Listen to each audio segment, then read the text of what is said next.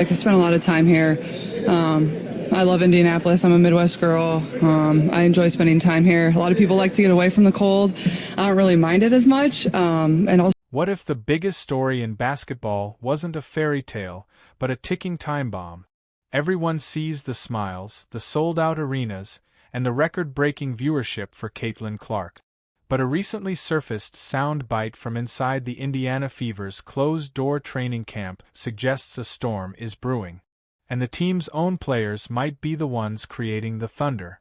This isn't the story the media wants you to see. This is the story of what happens when a revolution, led by one player, threatens to leave everyone else behind. And the whispers of resentment are starting to get louder than the cheers. The hype surrounding Caitlin Clark's entry into the WNBA isn't just big. It's a seismic event that has reshaped the entire landscape of women's sport. We're not talking about a simple rookie joining a team. We are witnessing the arrival of a cultural icon, a walking, breathing media empire whose every move generates millions of dollars and draws in viewers who had never even considered watching a WNBA game before. Her final college games pulled in a staggering 18.7 million viewers, a number that eclipses the viewership for the World Series and the NBA Finals. That's not just skill. That's a cultural phenomenon, a lightning-in-a-bottle moment that franchises pray for. And with that phenomenon comes a weight of expectation that could crush a normal athlete. A pressure so immense it can warp the very fabric of a team. Before she even stepped onto a professional court, she inked a Nike deal reportedly worth a mind-boggling $28 million. Let that sink in for a moment. This single contract for one rookie is worth more than the entire payroll of several WNBA teams combined. It was a deal that included a signature shoe, an honor reserved for only the most elite and transcendent athletes on the planet. And it didn't stop there. Endorsements from giants like Gatorade, State Farm, and Panini flooded in, creating a financial powerhouse unlike anything the league had ever seen. When the Fever won the draft lottery, they didn't just win the first pick. They won a golden ticket, a one-way pass to unprecedented relevance and financial security. Ticket sales, which had previously been a struggle, skyrocketed to the point where other teams were moving their home games against the Fever to larger NBA arenas just to accommodate the demand. Their games were immediately moved from obscure streaming services to national television slots on ESPN and ABC. The franchise, once an afterthought in the league, was suddenly the epicenter of the entire basketball universe. But this golden ticket came with fine print, a hidden cost that the franchise is only now beginning to understand. The arrival of a messiah means the existing order must be overturned. And for the players already wearing the Fever jersey, this radical change felt less like a blessing and more like a hostile takeover. And that's where the first dangerous cracks in the foundation began to appear. Before the tidal wave of Clarkmania swept through Indianapolis, the Fever already had a heart and a soul. They had a team, a core of dedicated and immensely talented professionals who had been grinding for years, fighting for every ounce of recognition in a league that often struggles for mainstream attention. At the absolute center of that core was Aaliyah Boston, the previous year's #1 overall pick and the unanimous, undisputed Rookie of the Year. Boston was meant to be the future of the franchise, a dominant, powerful force in the paint around whom the team would build its dynasty for the next decade. She was the cornerstone, the player who gave fans genuine hope after a string of painful losing seasons.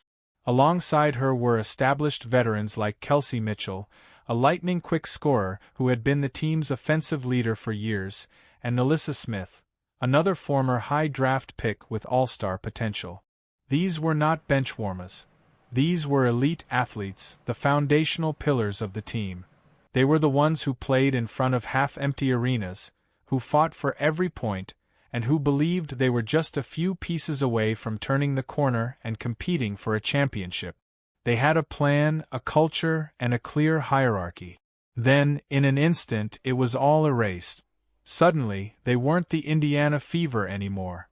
They were Caitlin Clark's team. Every single interview, every news report, every SportsCenter segment was about the rookie. The players who had poured their blood, sweat, and tears into the franchise were reduced to footnotes in someone else's story. Imagine the deep, burning feeling of that disrespect. You're a professional athlete at the absolute top of your game, an all-star, a rookie of the year.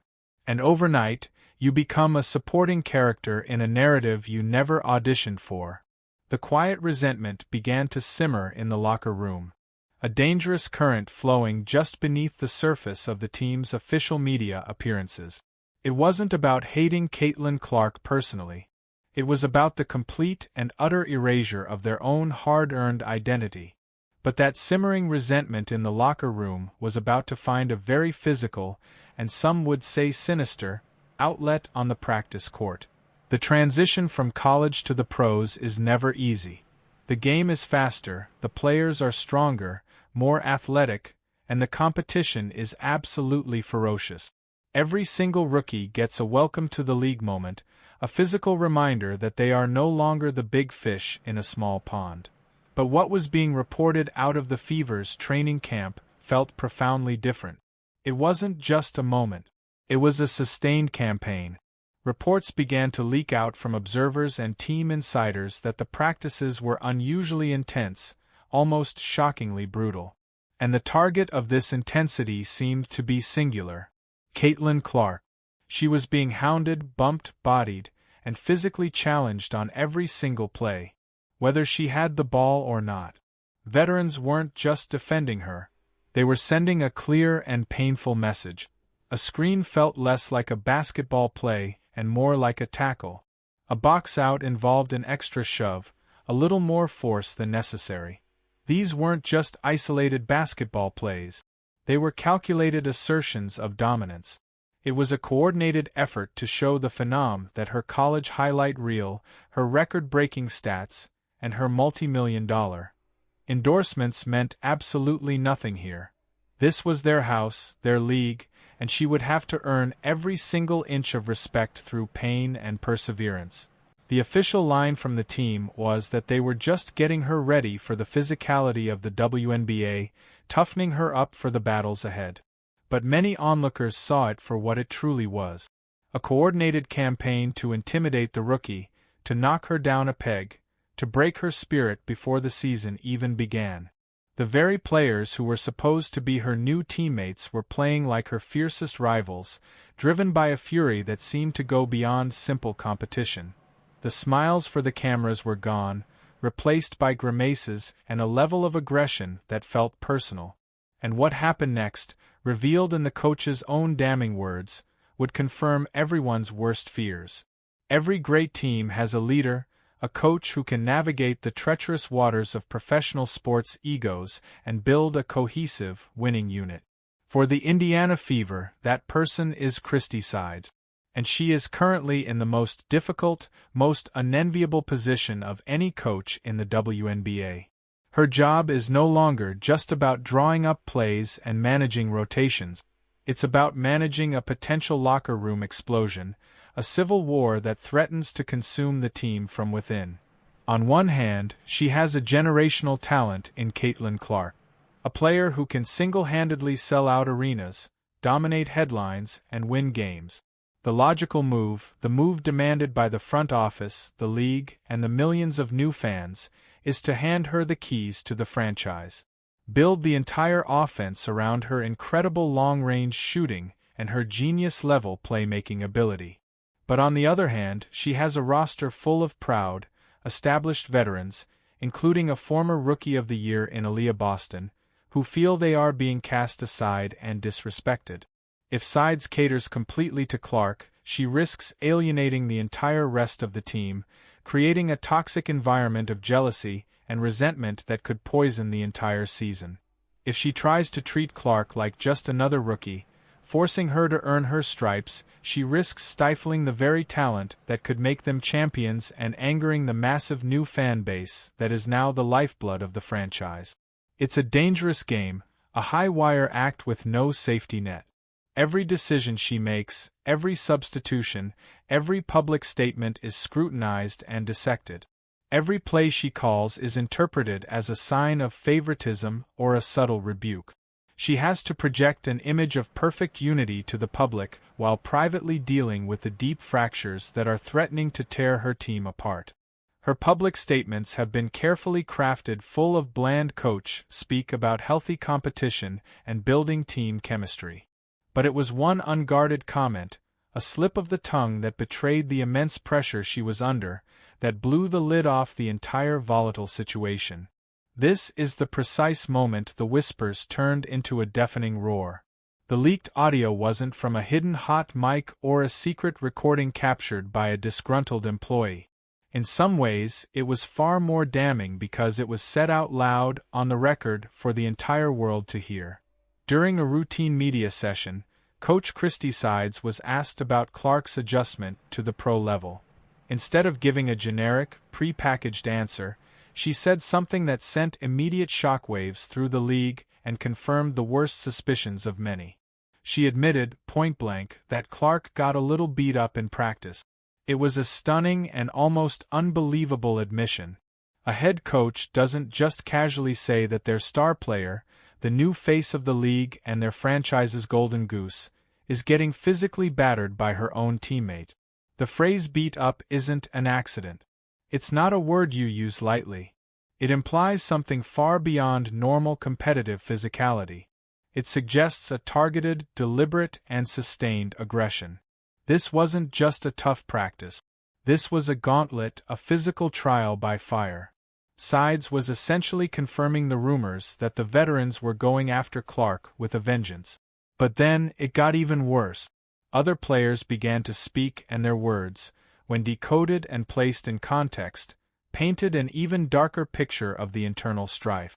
When asked about Clark, one veteran commented that, "This isn't college anymore." And that respect is earned, not given. On the surface, it sounds like a standard sports cliché. But in the context of the intense practices and the coach's admission, it was a direct shot. It was a public declaration that Clark, despite her fame and fortune, was starting at the very bottom of the pecking order and would have to fight for her place.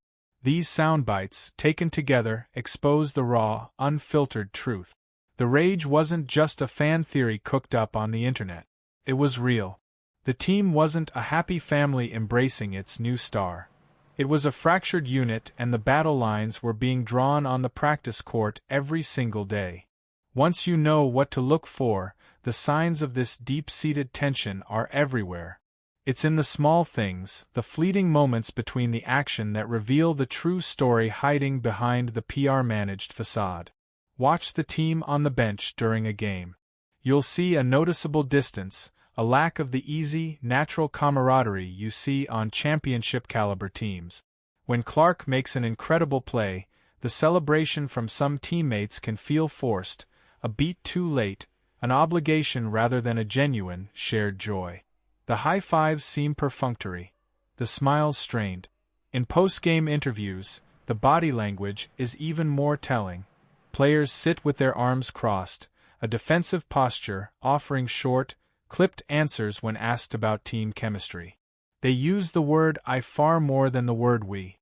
When a question about Clark is directed at another player, you can see a flicker of annoyance, a tightening of the jaw, before they deliver the carefully rehearsed, media-trained response about how great it is to have her on the team. The official story is one of unity and excitement.